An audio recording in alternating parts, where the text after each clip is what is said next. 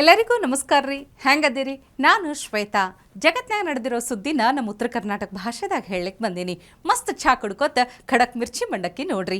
ನೋಡಿ ಸುಮ್ ಕುಂದ್ರಬೇಡ್ರಿ. ಮತ್ತು ನಮ್ಮೆಲ್ಲ ವಿಡಿಯೋಸ್ಗಳನ್ನ ಲೈಕ್ ಮಾಡಿರಿ. ನಿಮಗೇನು ಅನ್ನಿಸ್ತದ ಕಮೆಂಟ್ ಮಾಡಿರಿ. ನಿಮಗೆ ಗೊತ್ತಿದ್ದವ್ರಿಗೆಲ್ಲ ಶೇರ್ ಮಾಡಿರಿ. ಇನ್ನು ನಮ್ಮ TV Vikrama digital channel subscribe ಮಾಡೋದಂತೂ ನೆನಪಾರಬೇಡ್ರಿ. ಈ ಎಲೆಕ್ಷನ್ ಅಂದ್ರೆ ಸಾಕು, ಎಲೆಕ್ಷನ್ ಬಂದ್ರೆ ಸಾಕು ನೋಡ್ರಿ. ಬೆಟ್ಟಿಂಗ್ ಭೂಪರು ಫುಲ್ ಆ್ಯಕ್ಟಿವ್ ಆಗಿಬಿಡ್ತಾರೆ. ಅವ್ರು ಗೆಲ್ತಾರ, ಇವ್ರು ಸೋಲ್ತಾರ ಅಂತ ರೊಕ್ಕ ಬಂಗಾರ ಎಲ್ಲ ಇಟ್ಟು ಬೆಟ್ಟು ಅಂತ ಅಂದ್ಬಿಡ್ತಾರ. ಅದ್ರಾಗೂ ಟಫ್ ಫೈಟ್ ಇರೋ ಕಡೆ ಅಂತೂ ಭಾರಿ ಬಾಜಿ ನಡೀತದೆ ನೋಡ್ರಿ. ಈಗ ಬೆಂಗಳೂರು ಗ್ರಾಮಾಂತರದಾಗ ಡಾಕ್ಟರ್ ಗೆಲ್ತಾರ ಇಲ್ಲ ಸುರೇಶ್ ಅವ್ರು ಗೆಲ್ತಾರ ಅಂತ ಹೇಳಿ ಸಿಕ್ಕಂಗ ಬೆಟ್ಟಿಂಗ್ ಮಾಡ್ಲಿಕ್ಕತ್ತಾರ ನೋಡ್ರಿ. ಡಿ.ಕೆ. ಸುರೇಶ್ ಅವರು ಬೆಂಗಳೂರು ಗ್ರಾಮಾಂತರದಿಂದ ಗೆಲ್ಕೊಂತಾನೆ ಬಂದಾರ.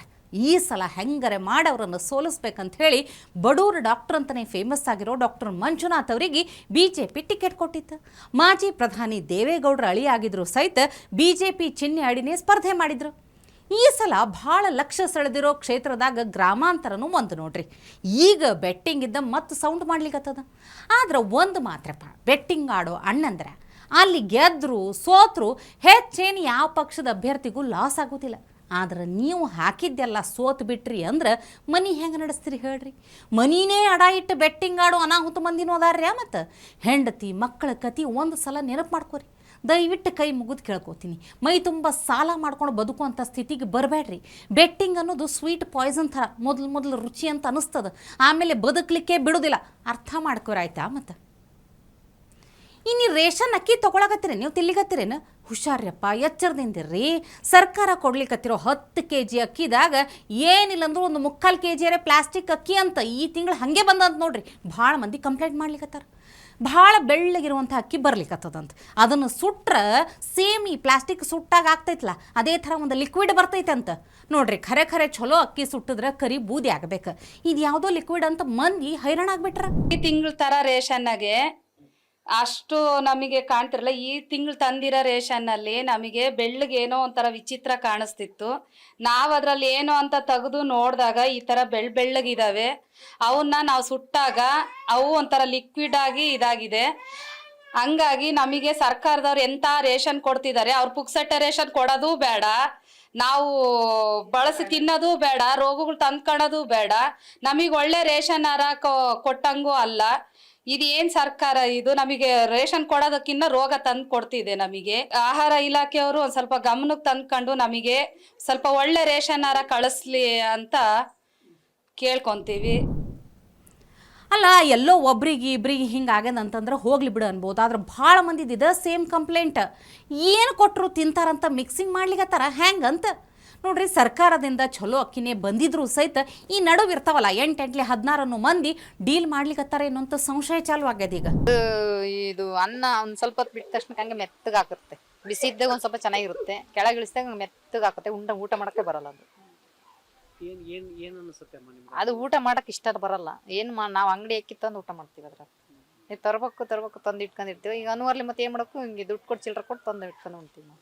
ರಾಜ್ಯ ಸರ್ಕಾರದವರು ಅಕ್ಕಿ ಕೊಡ್ತಾ ಇದೀವಿ ಅಂತಾರೆ. ನೋಡಿದ್ರೆ ಈ ರೀತಿ ಏನ್ ಹೇಳಕ್ ಇಷ್ಟಪಡ್ತೀವಿ? ಅದೇ ಏನು ತಿಂದು ಸಾಯ್ಬೇಕಷ್ಟೇ ನಾವು. ಅವ್ರು ಕೊಟ್ರು ಅವನ್ನ. ಬಡವ್ರಿಗೆ ನಮಗೆ ಪರಿಸ್ಥಿತಿ ಇಲ್ಲ, ಅವ್ರಿಗೆ ನಿರ್ವೇ ಇಲ್ಲ. ಯಾವ್ದೋ ಒಟ್ಟಿಗೆ ತಂದು ಹಾಕಿರೋ ತಿಂತೀವಿ, ತಗೊಂತೀವಿ, ಹೋಗ್ತೀವಿ. ಸೊತ್ತಾಗಿನ ಎಳ್ದು ಹಾಕ್ತಾರೆ. ಇಷ್ಟು ಬಿಟ್ಟ ಮೇಲೆ ಇನ್ನೇನಾಯ್ತು ನಮ್ದು ಬಡವ್ರಿಗೆ? ಕ್ವಾಲಿಟಿ ಇಲ್ಲ ಅಂದ್ರೆ ರೇಷನ್ ಅಕ್ಕಿ ತಿನ್ನಬೇಡ್ರಿ, ಚೆಕ್ ಮಾಡ್ಕೋರಿ. ಹೆಂಗೂ ಗೃಹಲಕ್ಷ್ಮಿ ರೊಕ್ಕ ಬರ್ಲಿಕ್ಕತ್ತದಲ್ಲ, ಅದ್ರಾಗ ತೊಗೊಂಡು ತಿನ್ರಲ್ಲ. ಆರೋಗ್ಯನೇ ಮಹಾಭಾಗ್ಯ. ತಿನ್ನೋದು ಬದುಕಲಿಕ್ಕೆ ಹೊರತು ಸಾಯ್ಲಿಕ್ಕಲ್ಲ ಅನ್ನೋದು ನೆನಪಿರ್ಲಿ. ಮತ್ತು ಈ ಬಡತನ ನಿರ್ಮೂಲನೆ ಅನ್ನೋದನ್ನ ಹೆಂಗೆ ಮಾಡ್ಬೇಕು ಹೇಳ್ರಿ? ಎಲ್ಲ ಫ್ರೀ ಕೊಟ್ಟು ಬಿಟ್ರಿ ಎಲ್ಲರೂ ಆರಾಮ್ ಫ್ರೀಯಾಗಿ ತಿನ್ಕೊಂಡಿರ್ತಾರ ಅಂತ ಅಲ್ಲ. ಸರ್ಕಾರ ಇರುವುದು ಫ್ರೀಯಾಗಿ ಯಾರನ್ನೂ ಸಾಕ್ಲಿಕ್ಕಲ್ರಪ್ಪ. ಬದಲಿಗೆ ಕೆಲಸ ಮಾಡ್ಲಿಕ್ಕೆ ಪ್ರೇರೇಪಣೆ ಕೊಡ್ಬೇಕು. ಪುಗ್ಸಟ್ಟೆ ಭಾಗ್ಯಗಳು ಅವು ಎಷ್ಟು ಡೇಂಜರ್ ಅಂದ್ರೆ ಕೃಷಿ ಕೆಲಸಕ್ಕೆ ಸಹಿತ ಯಾರೂ ಬರಕತ್ತಿಲ್ಲಂತ. ಅಕ್ಕಿ free, bus free, current free ಅಂತೆಲ್ಲ ತಿಳ್ಕೊಂಡು ದುಡಿಬೇಕಾಗಿದ್ದ ಕೈಗಳು ಖಾಲಿ ಕುಂತು ಬಿಟ್ಟಾವು. ಮೈಗಳತನ ಅನ್ನೋದು ರಾಕ್ಷಸ ಇದ್ದಂಗೆ ನೋಡ್ರಿ. ಮೈ ಒಳಗೆ ನುಗ್ಗಿಬಿಟ್ಟಾನ. ಹೆಂಗೆ ಮಾಡ್ತೀರಿ ಹೇಳ್ರಿ? ಒಂದು ದಿನಕ್ಕೆ 600 ರೂಪಾಯಿ ಕೊಡ್ತೀವಿ, ಕೂಲಿ ಕೊಡ್ತೀವಿ ಅಂದರೂ ಸಹಿತ ಮಂದಿ ಬರ್ಲಿಕ್ಕತ್ತಿಲ್ಲ ಅಂತ ಕೆಲ್ಸಕ್ಕೆ. ಮಂದಿ ಇದಕ್ಕೆಲ್ಲ ಬಿಟ್ಟಿ ಭಾಗ್ಯಗಳೇ ಕಾರಣ ಅಂತ ಅಲ್ಲಿಗತ್ತಾರ. ರೈತ ಅಂತೂ ಹೈರಾಣಾಗಿ ಕುಂತು ಬಿಟ್ಟಾನ. ಮಳೆ ಶುರು ಆಗೋ ಟೈಮ್ನಾಗ ಕೆಲ್ಸಕ್ಕೆ ಮಂದಿಲ್ಲ ಅಂದ್ರೆ ಬಿತ್ತನೇರ ಮಾಡೋದು ಹೆಂಗೆ? ರೈತ ಬದುಕೋದು ಹೆಂಗೆ? ಎಲ್ಲ ಕೆಲಸನೂ ಮಷೀನ್ ಅಂತೂ ಮಾಡ್ಲಿಕ್ಕೆ ಆಗೋದಿಲ್ಲ.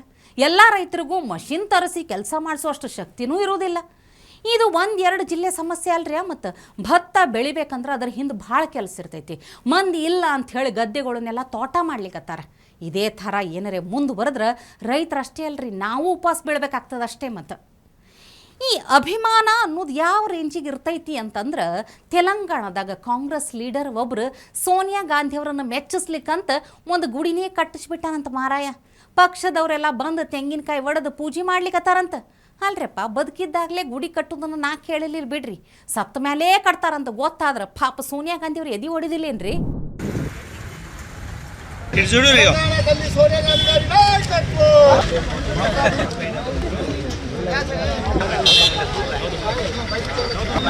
ಹೋಗ್ಲಿ ಬಿಡ್ರಿ, ಈಗ ನಾ ಅಂತೂ ನಿಮಗೆ ಕಮೆಂಟ್ ಪಾರ್ಕಿಗೆ ವಾಕಿಂಗ್ ಕರ್ಕೊಂಡು ಹೋಗ್ತೀನಿ ನೋಡ್ರಿ.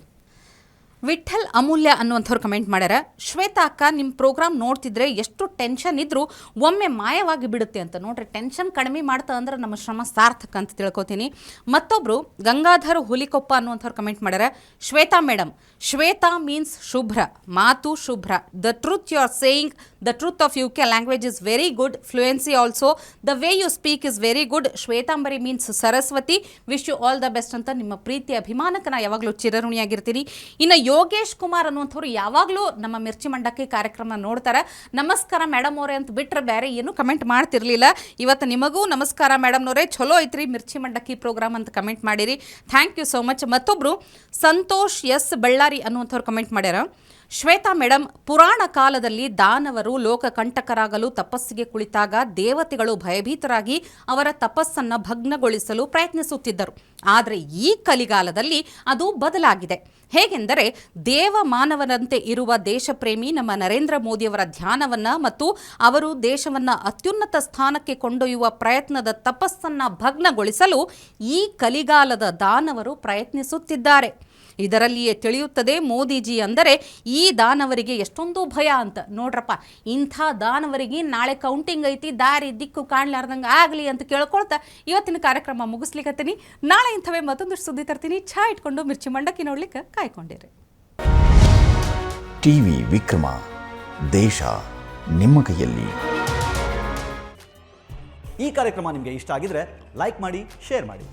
ಟಿವಿ ವಿಕ್ರಮದ ಕಾರ್ಯಕ್ರಮವನ್ನು ನಿರಂತರವಾಗಿ ವೀಕ್ಷಿಸಲು ಸಬ್ಸ್ಕ್ರೈಬ್ ಮಾಡಿ, ಬೆಲ್ ಬಟನ್ ಒತ್ತಿ.